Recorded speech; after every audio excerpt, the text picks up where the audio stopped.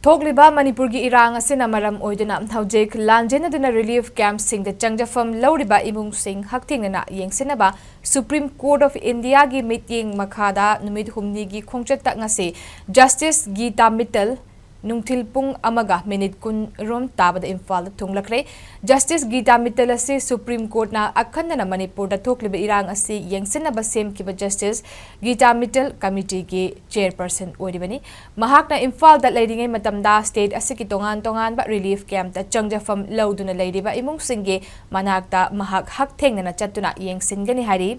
chahi helaba kanglup ki Erang asida chaitheng phangliba Manipur miyam gi damak state lengak ta paikhatliba Relief amadi rehabilitation singgi review mifam amasu hayeng pangthokani hari hayengi mifam aduda Manipur gi administrative secretariat ki miyoi singna makhoina ngasi fawda paikhat ki bathabak tharom singge agupa report marik chumba data sing amadi thengnariba khudongchadaba sing chairperson gi mamangda puthoktura kupna khanagani hari Chairperson Geeta Mittle Manipur gi governor na state guest oina ngarang lakthokrabani loinana Justice asi May 12 gi nungthil pung ama makhai tab matamda Imphal thadokigani hari